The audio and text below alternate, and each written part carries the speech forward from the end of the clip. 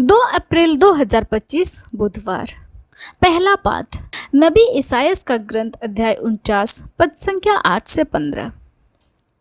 प्रभु यह कहता है, मैं उपयुक्त समय में तुम्हारी सुनूंगा और कल्याण के दिन तुम्हारी सहायता करूंगा।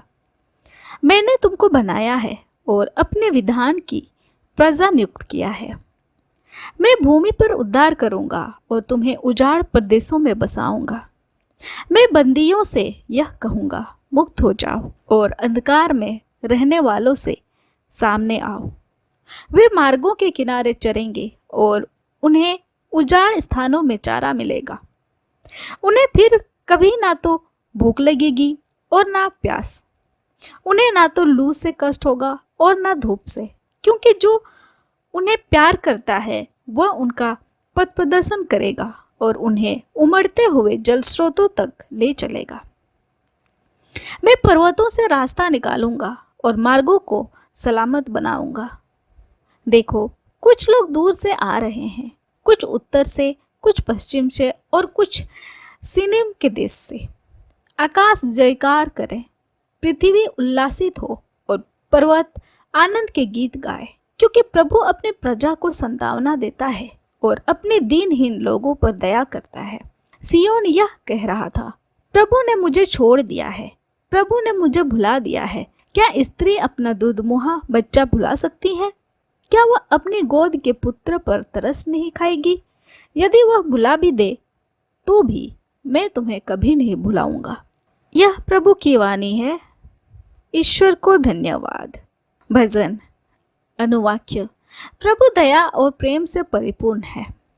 प्रभु दया और अनुकंपा से परिपूर्ण है। वह सहनशील और अत्यंत प्रेममय है। वह सबों का कल्याण करता है। वह अपनी सारी सृष्टि पर दया करता है। अनुवाक्य। प्रभु दया और प्रेम से परिपूर्ण है।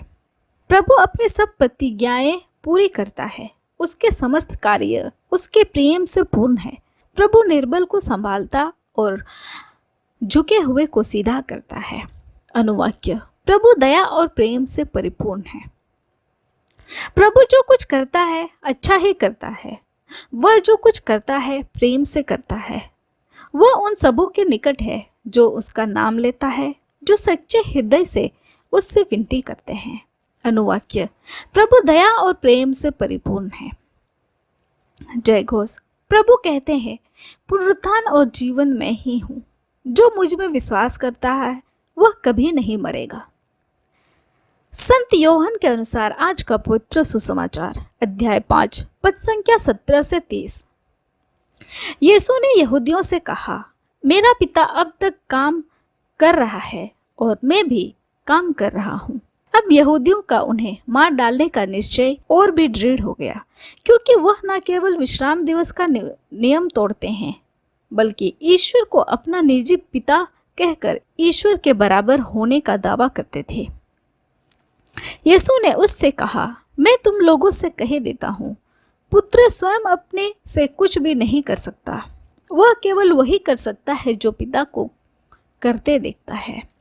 जो कुछ पिता करता है वही पुत्र भी करता है, क्योंकि पिता पुत्र को प्यार करता है और वह स्वयं जो कुछ करता है उसे पुत्र को दिखाता है। वह उसे और महान कार्य दिखाएगा जिन्हें देखकर तुम लोग अचंभे में पड़ जाओगे। जिस तरह पिता मृतकों को उठाता और जिला देता है, उसी तरह पुत्र भी जिसे चाहता है उसे जीवन प्रदान करता है। पिता तो किसी का न्याय नहीं करता, उसने न्याय करने का पूरा अधिकार पुत्र को दे दिया है, जिससे सब लोग जैसे पिता का आदर करते हैं वैसे ही पुत्र का भी आदर करें। जो पुत्र का आदर नहीं करता वह पिता का, जिसने पुत्र को भेजा है, आदर नहीं करता। मैं तुम लोगों से कह देता हूँ, जो मेरी शिक्षा सुनता है और जिसने मुझे भेजा है उसमें विश्वास करता है, उसे अनंत जीवन प्राप्त है। वह दोषी नहीं ठहराया जाएगा, वह तो मरण को पार कर जीवन में प्रवेश कर चुका है। मैं तुम लोगों से कह देता हूँ, वह समय आ रहा है, आ ही गया है, जब मृतक ईश्वर के पुत्र की वाणी सुनेंगे और जो सुनेंगे उन्हें जीवन प्राप्त होगा। जिस तरह पिता स्वयं जीवन का स्रोत है, उसी तरह उसने पुत्र को भी जीवन का स्रोत बना दिया और उसे न्याय करने का भी अधिकार दिया है, क्योंकि वह मानव पुत्र है। इस प्रकार आश्चर्य ना करो, वह समय आ गया है जब वे सब जो कब्रों में है उसकी वाणी सुनकर निकल आएंगे। सत्कर्मी यौवन के लिए पुनर्जीवित हो जाएंगे और कुकर्मी नरक दंड के लिए। मैं स्वयं अपने से कुछ भी नहीं कर सकता।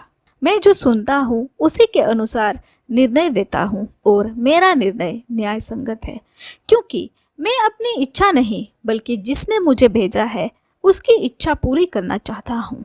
यह हमारे प्रभु यीशु ख्रिस्त का सुसमाचार है। ख्रिस्त की जय। आइए आज के दोनों पाठों पर थोड़ा सा मनन चिंतन करते हैं। प्रभु यीशु ने ईश्वर को अपना पिता कहा। यह यहूदियों को मंजूर नहीं था। वे ईश्वर को सर्वोच्च मानते थे, जिन्होंने सब कुछ बनाया और सब कुछ संरक्षित किया। उसके लिए ईश्वर अद्वितीय और परिपूर्ण है। वह सर्वशक्तिमान, सर्वज्ञ और सर्वव्यापी है।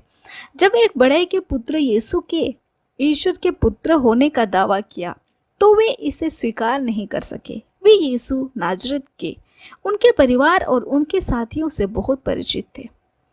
यीशु ने न केवल ईश्वर के पुत्र होने का दावा किया बल्कि उनके बराबर होने का भी, समान कार्य करने और समान अधिकार रखने का दावा किया। यीशु पिता का प्रतिबिंब और छवि है। वे निरंतर संचार और सहभागिता में है। सामान्य यहूदियों के लिए इस तथ्य को समझना और स्वीकार करना आसान नहीं था। ईश्वर की सहायता के बिना हम यीशु के व्यक्तित्व को नहीं समझ सकते। जब पेतरुस ने कहा, तू जीवंत ईश्वर का पुत्र मसीह है, यीशु ने कहा, यह तुम्हें मांस और रक्त ने नहीं परंतु मेरे स्वर्गीय पिता ने तुझ पर प्रकट किया है। ऐसा ज्ञान स्वयं ईश्वर से ही प्राप्त होता है। आइए हम यीशु को जानने और प्रेम करने के लिए ईश्वरीय सहायता प्राप्त करें। आमीन। आप सभी को जय यीशु।